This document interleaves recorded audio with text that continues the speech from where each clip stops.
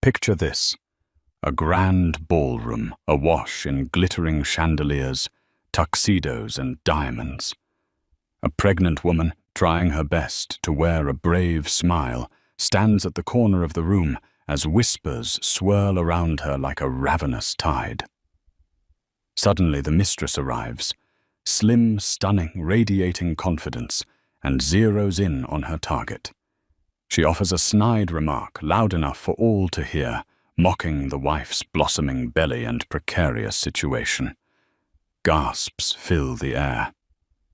Everyone expects the millionaire husband to defend his wife. Instead, silence reigns. Until the pregnant wife makes a move no one saw coming. In the blink of an eye, the entire room will witness one of the most shocking public downfalls anyone has ever seen. 4 years before that electrifying charity gala, the wealthy entrepreneur Joseph Joe Chadwick, heir to the Chadwick real estate empire, married Charlotte Rivers in an exclusive ceremony at St. Ignatius Church in New York City. Joe, known for his quiet demeanor and regal taste, took over the reins of Chadwick Realty upon his father's passing. Charlotte, once a rising interior designer from Boston, was swept up into a fairy tale romance when she accepted Joe's proposal. The wedding, rumored to have cost nearly $2 million, was the talk of the season. No expense was spared. The bride's gown was custom-made in Paris. The guest list included famed personalities like Elon Musk, Oprah Winfrey, and Bernard Arnault. All acquaintances of Joe's late father, and the media coverage was relentless. Charlotte's hesitant smiles in the wedding photographs were explained away as bridal nerves. Yet a few close friends worried something might not be quite right. After all, Charlotte had given up her bustling design career in Boston to relocate to the high-pressure world of Manhattan society in order to stand by Joe's side. In private, they weren't the picture-perfect couple that society magazines made them out to be. Joe was always busy. Work followed him home, phone calls into the late hours, weekend meetings, constant travel. There were also rumors that behind his polished veneer, he was controlling, sometimes cold, and seldom showed the warmth one might expect in a loving marriage. But from the outside, they looked unstoppable. With Charlotte's knack for style and Joe's business acumen, they quickly became the philanthropic it couple for events, dinners, and fundraisers. Their story was that of a modern fairy tale, but every fairy tale has its hidden shadows. After they were married, Charlotte was immediately introduced into Joe's philanthropic network. The Chadwick name had funded hospitals, scholarship programs, and art museums for over half a century. Joseph's father, the late Warren Chadwick, had built not just a real estate empire, but also a reputation for giving back. It was his father's legacy that Joe was determined to uphold more to honor him than for genuine altruism, or so Charlotte suspected. Over time, these posh charity galas and black tie events began to take a toll on Charlotte. She was expected to mingle flawlessly, to host dinner parties, to decorate lavish penthouses for donor gatherings, sometimes with less than a week's notice. If anything went awry, Joe's disapproval was palpable. He never yelled or cursed. Instead, a cold glare or a silent drive home would leave Charlotte feeling like she was walking on eggshells. Despite her reservations, Charlotte quietly endured the demands. Part of her believed that once the frantic pace of their new life settled, Joe would open his heart to her. She had, after all, married him out of a combination of love, admiration, and the desire to make him proud. Behind closed doors, Joe occasionally showed tenderness, praising her event coordination, patting her on the shoulder for a job well done, or gifting her with an elegant necklace after a successful fundraiser. These moments of warmth were fleeting, but enough to keep Charlotte hopeful. It was at one such fundraiser, an event supporting foster care initiatives in Manhattan, that Charlotte first met Georgina Frost, an up-and-coming socialite with a trust fund rumored to hail from a flamboyant Texas oil dynasty. Georgina was tall, raven-haired, and wore sky-high stilettos that seemed more appropriate for a runway than a philanthropic soiree. She caught Joe's eye from across the room. Initially, Charlotte thought nothing of it. Joe was a people person and had to maintain pleasantries with big donors or their heirs. But over time, small rumors began to swirl. Friends in Charlotte's circle mentioned seeing Joe and Georgina in the same corner of the same exclusive lounge on multiple occasions once without Charlotte. The staff at the Chadwick Foundation claimed that Georgina had become an active volunteer, working late nights at the office, often coinciding with Joe's schedule. Charlotte tried to quell her suspicions, reminding herself that Georgina was involved in philanthropic endeavors, much like everyone else in that circle. But the body language at dinners, Georgina leaning just a little too close to Joe, her laughter a bit too loud at Joe's jokes, made Charlotte's blood run cold. She confided in a single close friend, Naomi Jenkins, who had known Charlotte since college. Naomi was a lawyer who had seen enough marital disputes to sense red flags from a mile away.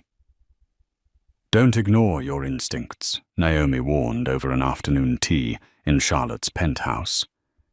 "If he's stepping out, you need evidence. You need to be prepared." Charlotte resisted refusing to believe it could be that dire. She still wanted to trust her husband, and so ignoring the twinges of doubt, she put on a smile at each event, even if it grew more and more forced each time Georgina flitted into the room. Charlotte's world tilted on its axis one crisp autumn morning when she discovered she was pregnant. The morning sickness, the exhaustion, she chalked it up to stress from event planning until a quick pharmacy test changed her life. After a second test confirmed it, she decided to announce the news to Joe in a special way. She arranged candles and a small display of baby shoes in their living room, hoping to catch him in a rare moment of repose. Joe's reaction was subdued. He offered a polite smile, said something about surprising timing, and then asked if they should visit the doctor right away. Charlotte felt her heart sink. She had expected an embrace, tears of joy, or at least a kiss. Instead, she received logistical questions, as if he were preparing for a business merger instead of fatherhood. Still, Charlotte's joy was undiminished. She vowed to keep a positive spirit, hoping the baby would bridge the emotional gap forming between them. Maybe she thought fatherhood would awaken in Joe the warmth he rarely displayed. True to form, Joe did schedule all the necessary doctor's appointments. He accompanied Charlotte, asked questions about vitamins and her diet, and even insisted on hiring a private chef to ensure she got the right nutrients. It appeared caring on the surface, but Charlotte couldn't shake the feeling that it was all too methodical, like ticking items off a checklist. He rarely asked how she felt about the changes in her body, her hopes or her fears. Late one evening, Charlotte was in bed, reading pregnancy articles on her tablet, when she heard Joe's voice drift in from the hallway. He was on the phone. She strained her ears. "Don't worry," he said in a hushed tone. "We'll talk tomorrow in the office." The voice he used was soft, almost affectionate. Though he didn't mention a name, Charlotte's heart pounded with dread. She chose not to confront him. An inner voice told her the truth would come out on its own. Sometimes illusions are easier to maintain than a painful reality. It was around Charlotte's second trimester when Georgina's presence became impossible to ignore. She was everywhere in the tabloids, on social media, often photographed attending society events without Charlotte in sight. A mutual acquaintance mentioned that Georgina was named a special advisor to the Chadwick Foundation's new initiative on sustainable housing. Charlotte had never heard of such a role. More suspiciously, Georgina and Joe were spotted outside a boutique hotel just having coffee, according to the gossip columns. The strain of it all caused Charlotte's eyes to well with tears at unpredictable moments. Still, she clung to a semblance of dignity and told herself Georgina was just another social climber who latched on to wealthy men for attention. Joe assured Charlotte that Georgina's father, Randolph Frost, was a significant donor, and Georgina's input was part of a broader philanthropic partnership. Charlotte, desperate to maintain her marriage and protect her unborn child, tried to believe him, but that gnawing sense of betrayal never left her. Throughout her pregnancy, Charlotte began noticing subtle changes in Joe. He started coming home even later, often with vague excuses. Weekend getaways or dinners that he claimed were work-related suddenly multiplied. Meanwhile, Charlotte was left feeling isolated, filling her time with prenatal yoga reading about baby care and meticulously designing the nursery in their sprawling penthouse. On her own, Charlotte decided to investigate. She rummaged through Joe's study one afternoon and found a receipt for an expensive bracelet from Tiffany & Co., dated around Valentine's Day. She never received any such gift. Later, she discovered a key card for a suite at the Park Hyatt. Panic fluttered in her chest as she realized the suite's date correlated with one of Joe's supposed business conferences. Grief-stricken and uncertain, Charlotte confronted him that evening.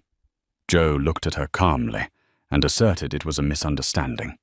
The bracelet had been for a loyal donor, an older woman he was trying to impress for a major foundation grant.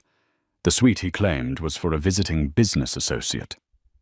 Charlotte knew the explanation was flimsy, but she lacked proof to refute him outright. Weary and heartbroken, Charlotte turned again to her old friend Naomi for counsel. They met in Naomi's law office away from prying eyes and the gilded walls of the Chadwick penthouse. Naomi was blunt. "You need to protect yourself and your child. If he's cheating, you need a contingency plan." Naomi laid out a scenario in which Charlotte would gather solid evidence of Joe's affair. If Charlotte could prove adultery, she would have a stronger position in any potential divorce settlement, especially crucial if she wanted to secure her child's future. But Charlotte balked at the idea of a divorce. "I'm pregnant," she said, tears brimming. "I can't just give up." Naomi took her hand. "Sometimes letting go is the strongest thing you can do," she said. "Just be prepared." A few weeks later, Charlotte received a phone call from an unfamiliar number. A woman's voice, trembling, identified herself as Beverly Chen, an administrative assistant at the Chadwick Foundation. Beverly was hesitant to reveal anything at first, but she insisted she had vital information for Charlotte. They agreed to meet in a discreet cafe on the Lower East Side, far from the usual upscale Manhattan spots. Over a cup of chamomile tea, Beverly confessed she'd seen suspicious emails between Joe and Georgina, filled with personal sentiments and allusions to weekends away.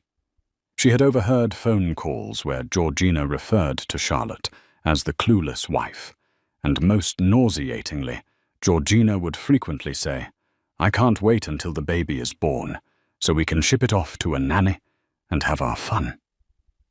Beverly's eyes brimmed with tears, as if she couldn't bear to keep the secret any longer. "I know what it's like to be ignored," Beverly whispered. "I couldn't watch you suffer without at least telling you the truth." Charlotte clutched her teacup, heart pounding with a mix of fury and heartbreak. This was no longer speculation. Joe was having an affair, and Georgina was mocking Charlotte, even ridiculing her unborn child. Armed with Beverly's revelations, Charlotte felt her resolve harden like steel. She was not the naive interior designer from Boston anymore, nor was she the docile wife who blindly followed her husband to every social event. She was a mother determined to protect her child.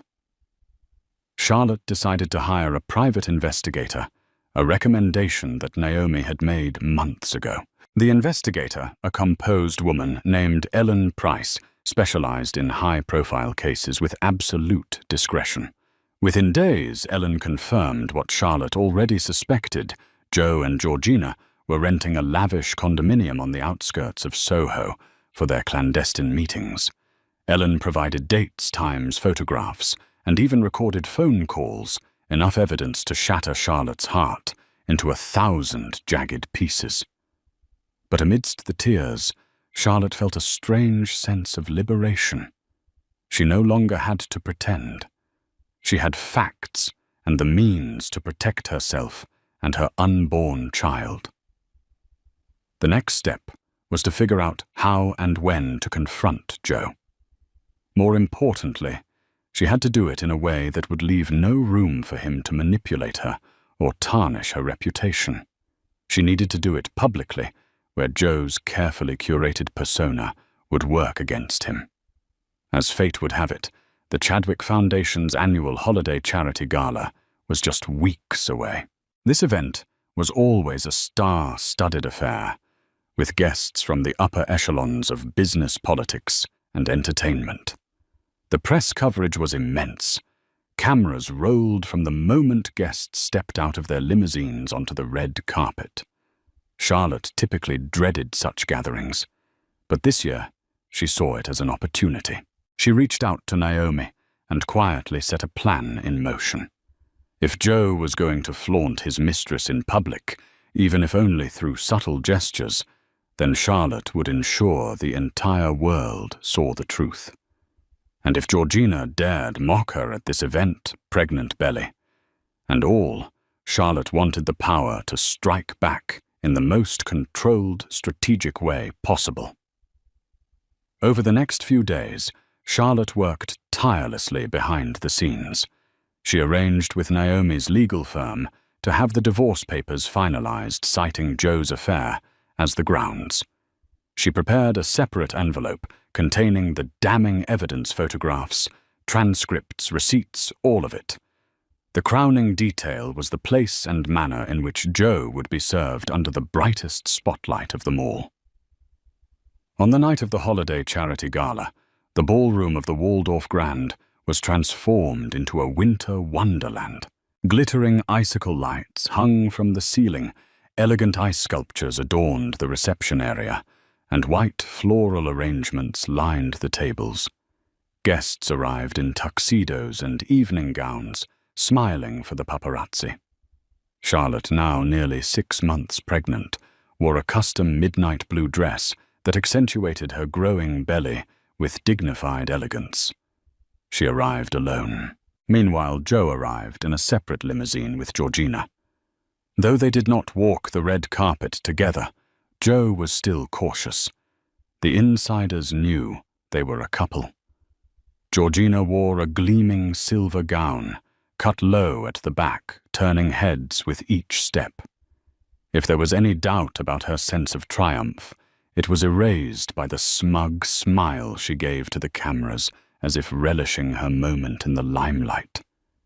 Charlotte remained composed, greeting old acquaintances and donors with practiced poise. She could feel Georgina's eyes on her from across the ballroom, but she refused to acknowledge it. She had a mission, and the night had only just begun. As the evening's program commenced, Joe went on stage to deliver a welcome speech on behalf of the Chadwick Foundation. He thanked the donors, praised the volunteers, and announced a new expansion project for affordable housing. No doubt something Georgina had a hand in orchestrating. He showed his usual calm confidence, drawing polite applause from the crowd. The tension in the air was palpable. Charlotte sat at a front table, her shoulders back, chin high. Georgina, unabashed, positioned herself just 2 seats away from Charlotte. During a brief intermission, Georgina sauntered over, a glass of champagne in hand. Lowering her voice so only Charlotte could hear, she sneered, You really shouldn't be drinking anything but water in your condition, dear. Or is that baby your only claim to the Chadwick name now? Charlotte's chest tightened, but she remained outwardly calm. I'm perfectly fine, she replied softly. And so is my child. Georgina gave a dismissive laugh. We'll see how long that lasts. With that, she strode away, leaving Charlotte seething. But Charlotte wouldn't rise to the bait. She had bigger plans. The show truly started when Georgina took the stage as the newly appointed Director of Donor Relations to introduce a musical performance.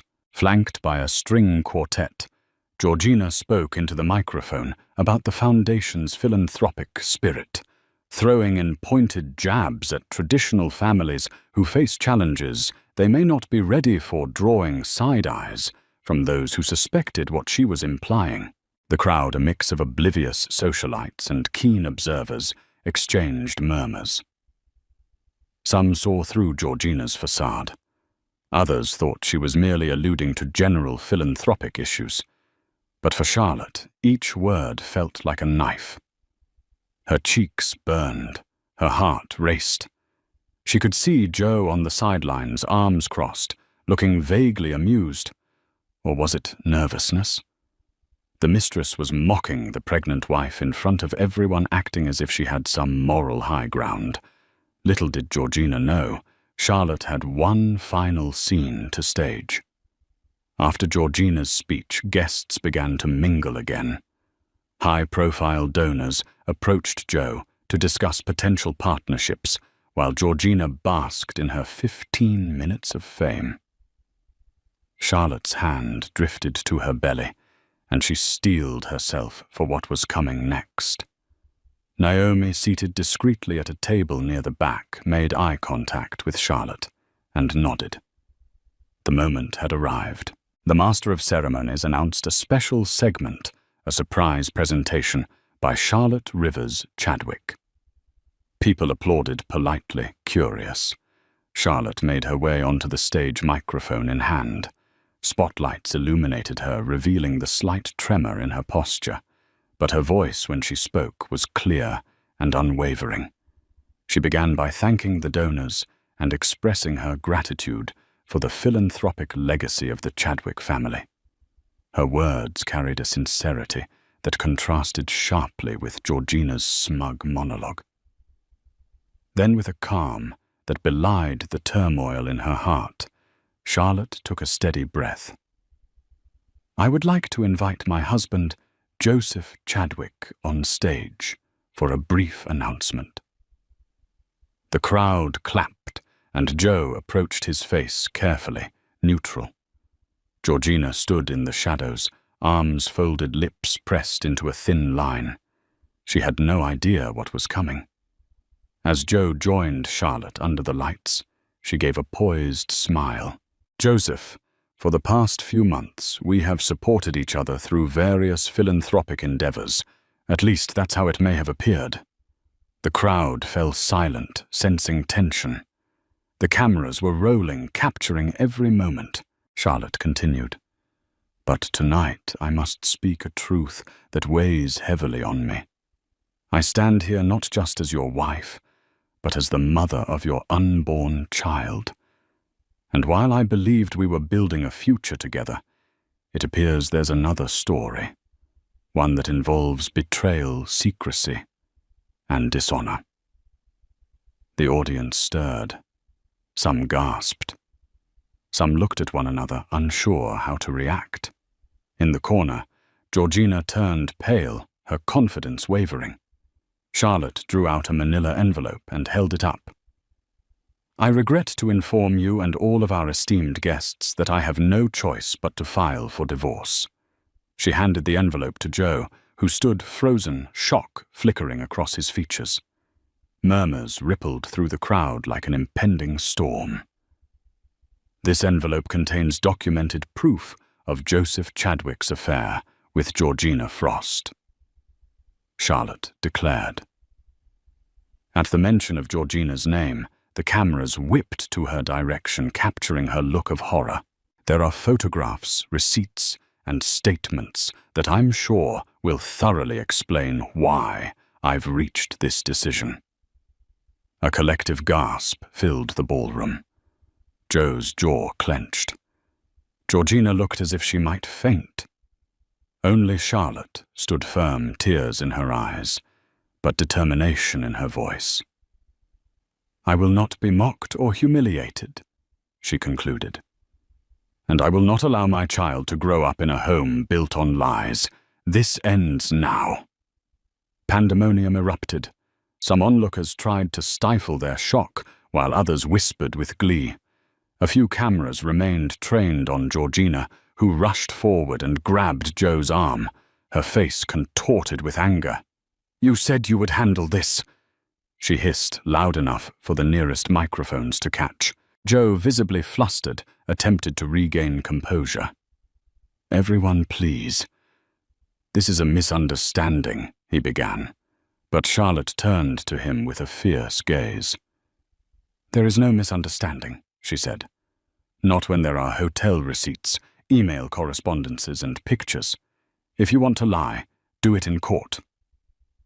Security personnel hovered around the stage, unsure whether to intervene.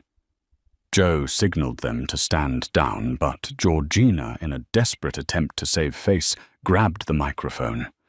"This is all slander!" she shrieked, eyes blazing. "You're just a jealous, hormonal woman who can't satisfy." She never finished her sentence. The microphone cut out courtesy of the quick-thinking sound crew, leaving the remainder of her tirade unheard by the public. At that moment, Charlotte felt the baby kick as if lending support from within. She closed her eyes briefly, inhaled the cold air of the ballroom, and slowly descended the stage. The final image captured by the news cameras was of Charlotte holding her belly, walking with unshakable grace, while Joe and Georgina were left on stage in the throes of a very public debacle.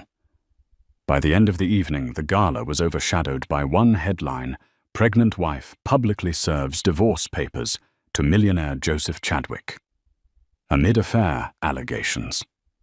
Social media lit up. Tabloids had a field day. Paparazzi swarmed outside the Waldorf Grand, clamoring for a picture or a statement. Charlotte escorted by. Naomi slipped into a waiting car and sped off, leaving the chaos behind her. Inside the limousine, Charlotte trembled. The emotional toll of that public confrontation weighed on her heavily. Naomi rubbed her shoulders. "You did what you had to do. Now let the lawyers handle the rest." Joseph attempted to call Charlotte repeatedly that night, but she ignored his calls. Georgina, too, was apparently sending messages, though Charlotte wouldn't stoop to read them. For the first time in months, Charlotte felt a strange sense of liberation. She was free from the charade, free from the lies. Even though her future was uncertain, she was no longer trapped in a loveless marriage ruled by deceit. By dawn the next day, every major news outlet and gossip website featured Charlotte's dramatic stand at the gala. Hashtags like #Chadwick Scandal and #Mistress Mockery trended on Twitter. In an unexpected turn, the public largely sympathized with Charlotte. People admired her courage, especially given her pregnancy. Some news analysts who once adored Joe as a generous philanthropist slammed him for his duplicity. Georgina's social media accounts were bombarded with negative comments, calling her a home wrecker, and worse, even celebrities weighed in. Talk show host Wendy Williams, never one to hold back, commented, "If you're bold enough to flaunt an affair, be bold enough to handle the fallout." Meanwhile, philanthropic circles quietly distanced themselves from Georgina. Rumors swirled that her father, Randolph Frost, was furious over her reckless behavior, fearing it might tarnish the family name. The morning after, Joe appeared at Charlotte's penthouse, unannounced, demanding to talk. The doorman tried to stop him, but Joe pressed forward. Charlotte, wearing a loose-fitting robe cradling her baby bump, met him in the living room. Naomi was present as well. Arms folded, ready to intervene if needed. Joe's eyes were bloodshot, his hair disheveled. "You ambushed me," he spat, voice quivering with rage. "At a charity event in front of everyone. You humiliated me." Charlotte set her jaw. "I told the truth," she replied, voice steady. "You humiliated yourself the moment you took Georgina to bed." He raked a hand through his hair, pacing. "We could have handled this privately. The donors are in an uproar. The board is calling for my resignation." "Consequences of your actions," Charlotte interjected. "I owe you no sympathy." Joe attempted to shift tactics, pleading with her to reconsider. He promised to end the affair, to be a proper father to their child. But each word fell flat. Charlotte stared at him, tears swimming in her eyes, remembering the months of suspicion, the late-night calls, the hateful mockery from Georgina. She shook her head. "I'm done," she said. "If you truly want to be a father, you'll do so under the terms I dictate through my legal counsel." With that final statement, Charlotte walked away, leaving Joe in stunned silence. Naomi followed him to the door, escorting him out. Once he was gone, Charlotte retreated to her bedroom and allowed herself a moment to break down. The tears flowed in torrents. She grieved for the marriage she thought she had, the love she had once believed could grow, and the father her child might never truly know. Yet beneath the heartbreak burned a steadfast determination. Charlotte swore she would protect her baby from any future manipulations. If Joe wanted to be involved, it would be on her terms, not his. And as for Georgina, Charlotte's hopes were that Joe would one day realize the difference between a fleeting affair and real companionship, though Charlotte no longer cared to witness that lesson unfold.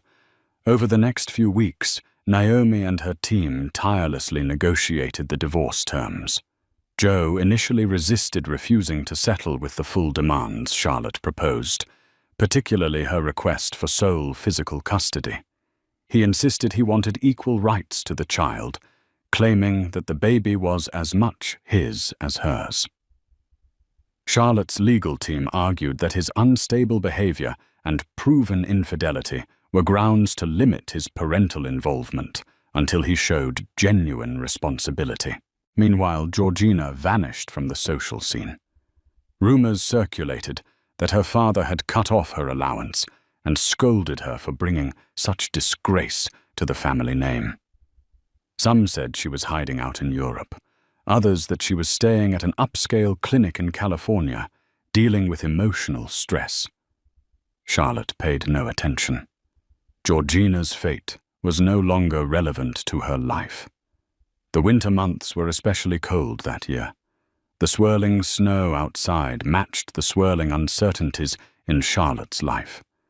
Despite all the turmoil, she found solace in preparing for her baby's arrival.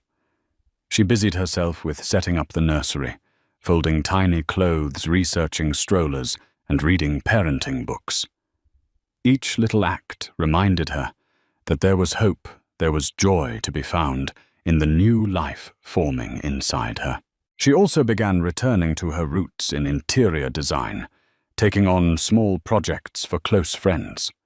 It was a way to reinvigorate her creativity and reclaim a piece of her old self, the Charlotte who had her own aspirations and wasn't defined by the Chadwick name. Occasionally, she would wonder if she had done the right thing by going so public with the divorce. Yet every time doubt crept in, she remembered Georgina's sneer and Joe's cold indifference. The truth needed to be exposed. In a bid to salvage his reputation and the Chadwick Foundation's donor base, Joe scheduled a press conference at the Foundation's headquarters. He read a prepared statement in which he apologized to anyone who was hurt by my personal decisions, and he specifically mentioned regret for his failures as a husband. Publicly, he pledged to continue serving as a board member, but stated he would step back from his day-to-day leadership role, citing personal reasons. The apology garnered mixed reactions. Some lauded him for owning up to his mistake. Others scorned him for not doing so sooner. Charlotte watched a snippet on the morning news. She noted how carefully crafted his words were. Not once did he mention Georgina by name, nor did he address the baby directly. She found it lacking sincerity. But at least the public pressure had forced him to acknowledge wrongdoing, a small victory in Charlotte's eyes. As Charlotte advanced into her 7th month of pregnancy, her emotional states oscillated wildly. She was elated at every kick and movement from her unborn child, yet nights were often sleepless, filled with anxiety about the future. Would she be enough for her baby? Could she provide the love and stability required all on her own? She had resources, yes, but money was never a substitute for emotional support. Sometimes thoughts of Joe haunted her dreams. She recalled the early days of their relationship dinner dates, walks along the Hudson laughter at random jokes. She wondered if she had romanticized their union, or if there had been genuine affection that both of them simply failed to nurture. Even so, she recognized that those fleeting good memories did not excuse the betrayal. The man who had once brought her roses had also shattered her trust. Loneliness became Charlotte's constant companion, so she took Naomi's suggestion and joined a prenatal support group. Meeting once a week, she sat in a circle of expectant mothers who shared their own stories, some unwed, some in rocky marriages, others blissfully happy. Oddly, it comforted her to hear other women's struggles. She realized that heartbreak could strike anyone, regardless of social standing. Over cups of herbal tea, she made new friends who reminded her that pregnancy, while challenging, was also a transformative journey. One of them, a soft-spoken musician named Felicity, was also estranged from her partner. The two bonded over their shared fears and hopes, forging a new sisterhood that transcended wealth or status. With every meeting, Charlotte felt her wounds begin to mend, her self-confidence inching back. One evening, as she dozed on the couch, Charlotte heard a knock at the door. Cautiously, she opened it to find Joe standing there, holding a small stuffed bear. She almost closed the door in his face, but curiosity held her in place. "May I come in?" he asked quietly. Against her better judgment, she nodded. He stepped inside, looking around the penthouse as if it had grown unfamiliar. In a halting voice, he said he wanted to talk about co-parenting, to figure out a schedule and support system that wouldn't stress Charlotte out. Charlotte listened carefully. For the first time, Joe showed genuine concern for the baby's well-being, rather than the optics of the situation. He expressed how he regretted his actions, though he stopped short of fully acknowledging the damage. Still, it was the closest thing to real remorse Charlotte had heard from him. She agreed to let him attend the final ultrasound appointment, but she made it clear that this changed nothing about the divorce proceedings. Joe left after half an hour, leaving the stuffed bear on the coffee table, a small, possibly sincere gesture. At the ultrasound session, Joe joined Charlotte in the exam room. Awkward silence stretched between them until the technician began the scan. The rhythmic thump of the baby's heartbeat filled the room. The screen flickered, revealing the outline of a tiny face. Charlotte felt tears spill onto her cheeks. Joe, too, looked visibly moved, his eyes misting over. For one fragile moment, they were simply two people witnessing the miracle of new life. The swirl of legal battles, infidelity, and heartbreak receded into the background. When the technician handed them the printed ultrasound images, Joe gently touched Charlotte's hand. She didn't pull away. It was a flicker of unity, a reminder that despite everything they shared a child. Leaving the clinic, Joe offered to drive Charlotte home. She hesitated, then agreed. The ride was silent, but not tense. It was as if they both realized this was a pivotal moment. How they handled co-parenting would shape the baby's life forever. In the weeks that followed, Joe's lawyers reached out with revised divorce terms.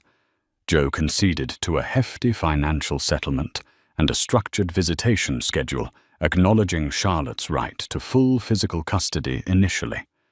A joint therapy session was proposed specifically geared toward co-parenting strategies. Although Charlotte was hesitant, Naomi advised her it could be beneficial for setting healthy boundaries. They attended their first session in a discreet therapist's office, far from paparazzi. Emotions ran high. Charlotte vented her sense of betrayal. Joe expressed guilt over letting their marriage deteriorate. While no miracles happened overnight, they began to see each other not just as adversaries in a legal war, but as the mother and father of a soon-to-be-born child who deserved stability and love. On a snowy morning in late March, Charlotte went into labor.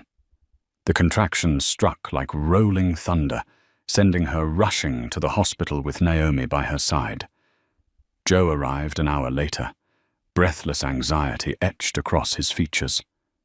Despite the tension between them, Charlotte allowed him in the delivery room, knowing that this moment transcended their broken relationship. After a grueling labor, a piercing cry announced the arrival of a baby girl. The medical staff placed the infant in Charlotte's arms. Through tears of exhaustion and joy, Charlotte gazed at her daughter. Tiny fingers grasping the air, eyes tightly shut.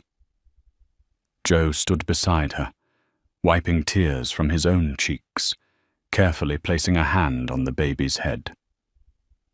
In that instant, the bitterness of the past year melted away, replaced by awe for the life they had created together. While they were no longer husband and wife, they had forged an unbreakable bond as parents. Once news of the baby's birth leaked, tabloids clamored for details. Speculations about the child's name weight and Joe's involvement ran rampant. Charlotte remained tight-lipped. She refused to give interviews, valuing her newborn's privacy above all else. Joe, too, stayed silent, only releasing a brief statement through his lawyers.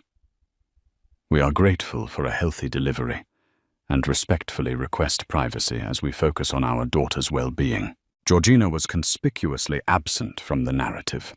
No statements, no social media posts. It seemed she had retreated, completely cast out by high society circles that once welcomed her. In a world where reputation meant everything, Georgina had burned too many bridges. Whether she felt remorse or shame, no one could say. As Charlotte recovered in the hospital, Joe visited daily to see the baby.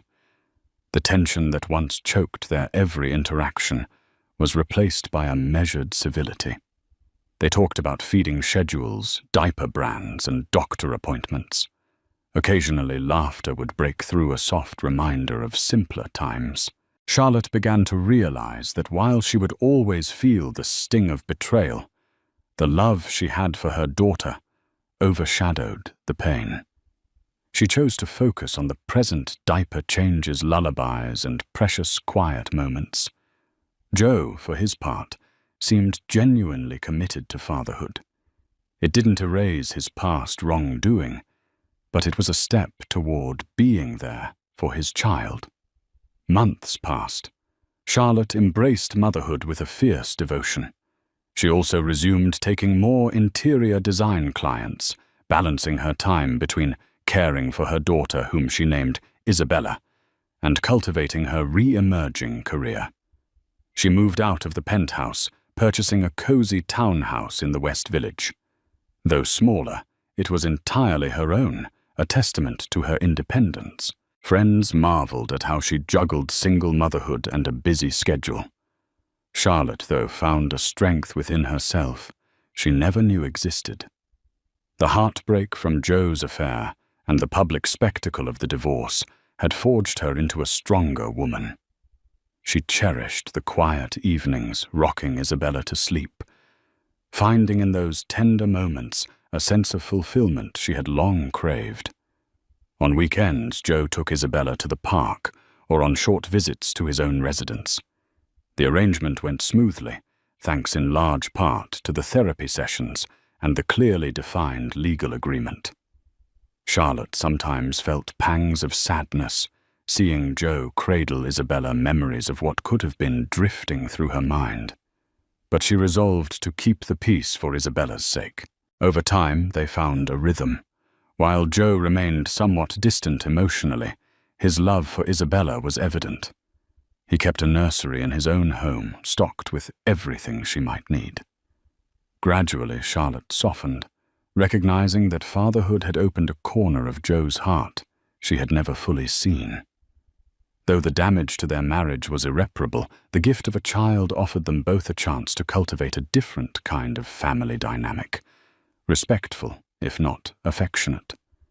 Occasionally, Charlotte would hear rumors about Georgina's whereabouts.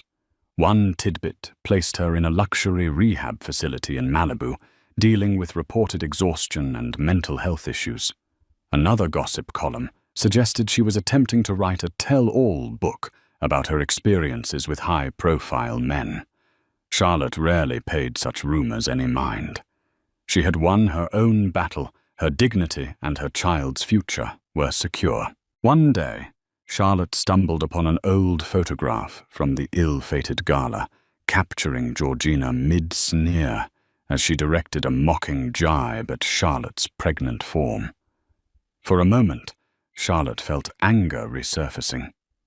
Then she looked down at Isabella, peacefully napping in her bassinet, and let out a quiet sigh. Georgina was a relic of the past, a symbol of betrayal. Charlotte had moved on, had grown, and ultimately triumphed. No further vengeance or bitterness was necessary. Life took on a semblance of normalcy. Charlotte's business thrived as her designs caught the eye of affluent clients seeking tasteful, understated luxury.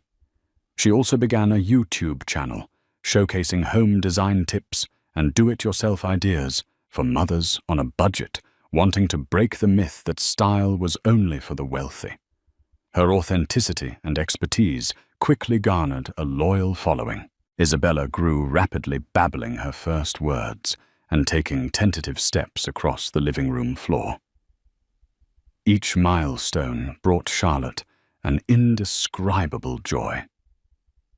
She documented these moments in a private scrapbook, a cherished keepsake of their mother-daughter journey. Some nights, she would gently place Isabella in her crib, recalling the day she stood before the world at a charity gala, pregnant and humiliated, but ultimately triumphant. It felt like a lifetime ago. Nearly a year after the gala, Charlotte found herself at a charity function, this time for a pediatric hospital wing funded by the Chadwick Foundation. She had been invited due to her design contributions for the children's play area. While she initially hesitated, she decided to attend. She wanted to show that she bore no ill will toward philanthropic causes themselves, and also to demonstrate her resilience. The event was smaller, more understated, focused on the patients and doctors rather than extravagant displays of wealth. Joe was there, cutting the ribbon with a local politician. He spotted Charlotte in the crowd and offered a small smile, a nod of recognition. She nodded back. The cameras didn't swarm them this time. The tabloids had moved on to fresher scandals. After the ceremony, Joe approached her to thank her for her design work. Their conversation was brief but respectful, a far cry from the explosive confrontation a year earlier. That evening, as Charlotte returned home, she reflected on how much had changed. She was no longer the timid wife overshadowed by her husband's ambitions. She was a mother, a professional, and a woman who had reclaimed her identity. She had faced betrayal and public humiliation, but emerged stronger, with her self-worth intact. Joe, in his own way, seemed to be on a path of self-reflection. Whether that led to genuine personal growth or just another layer of pretense, Charlotte couldn't say. She found she no longer needed that answer. Her life's anchor was now Isabella, and nothing could undermine the happiness she cultivated for them both. The world. Charlotte had known the one of red carpets, whispered betrayals, and staged smiles was behind her now, and in its place stood something simpler, softer, and far more real. It began with curiosity, not commitment. Months after the birth of Isabella and the public unraveling of her marriage, Charlotte found herself ready to smile again. Not performatively, not politely, but truly. Her days were filled with lullabies, morning sunlight on the nursery walls, and client consultations that reignited her passion for design. Her townhouse, modest compared to the Chadwick penthouse, was filled with warmth, color, and the quiet hum of new beginnings. That's when she met Daniel. He wasn't part of the society circuit or the corporate elite. He was a freelance photojournalist who had spent years traveling through refugee camps, documenting stories that rarely made headlines. They met at a small gallery. Opening Charlotte was consulting on the space's lighting layout. Daniel had 3 photographs in the exhibit. Their conversation began over a shared admiration for vintage Polaroid tones, and turned into coffee, then phone calls, then long walks pushing Isabella's stroller through the West Village. Charlotte was cautious. She told Daniel everything: the scandal, the divorce, the media circus. He didn't flinch. "Everyone's carrying a past," he said once. "I'm more interested in how people carry it than in the weight itself." That stayed with her. What drew her to Daniel wasn't grand gestures, it was his gentleness. He never tried to replace what she had lost, never pushed her to move faster than she was ready for. He respected her boundaries. And when he looked at Isabella, it was with genuine affection, not obligation. He brought her small trinkets from his travels, tiny carved animals, colorful scarves, a harmonica that made the baby giggle uncontrollably. Their relationship unfolded like a sunrise, slow, patient, illuminating 1 inch of sky at a time. One weekend, as Daniel and Charlotte picnicked in the park with Isabella gurgling on a blanket between them, Charlotte caught herself laughing. She looked over at Daniel, who was tossing breadcrumbs to nearby birds with one hand and bouncing Isabella with the other, and she felt it a quiet joy she hadn't known she missed. It wasn't just about romance. It was about safety, ease, a reminder that love didn't have to come wrapped in wealth or tied to legacy. It could bloom quietly, rooted in shared moments and mutual respect. Charlotte didn't know what the future held. She wasn't rushing to define it. But for the first time in a long while, she wasn't bracing for collapse. She was letting herself hope. And in that hope, her life began again.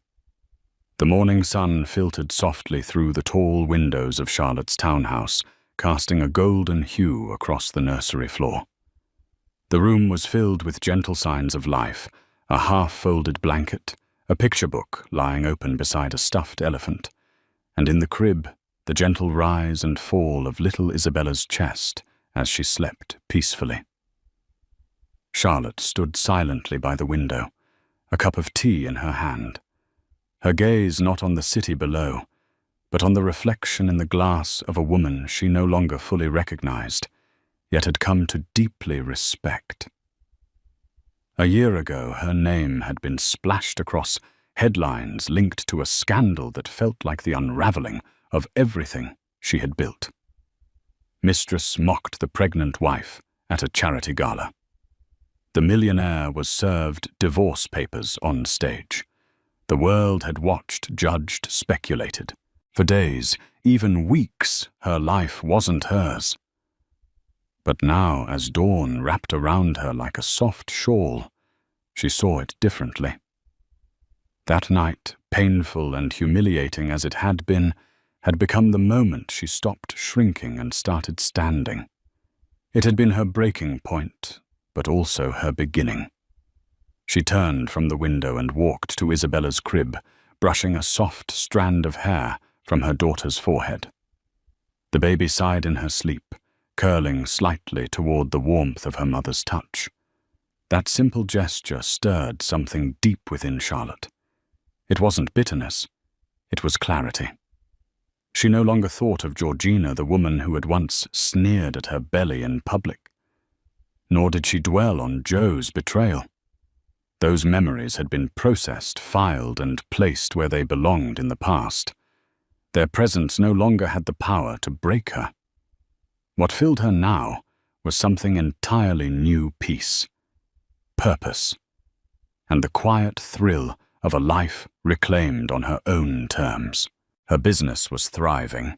Her YouTube channel, once a hesitant idea born in the stillness of heartbreak, had found its voice. And more than anything, her home now echoed with love, laughter, and the steady rhythm of a mother and daughter learning the world together. Some might still call what happened to her a scandal. Others might forever link her name to a public takedown. But Charlotte knew better. It wasn't a scandal, it was a rebirth. She pressed a kiss to Isabella's forehead and whispered, "We made it." And in that simple truth, she found everything she ever needed to know. Thank you for joining me on this emotional roller coaster of love, betrayal, and ultimate triumph. Charlotte's story reminds us that even in the darkest moments, when a pregnant wife is mocked in front of high society and a millionaire husband's betrayal plays out on the biggest stage, courage can shine through. She transformed heartbreak into empowerment and emerged stronger than ever, not only for herself, but for her child's future. If this dramatic journey captivated you, please help the channel grow by liking this video, sharing it with fellow drama lovers, and subscribing for more real-life-inspired tales of resilience and intrigue.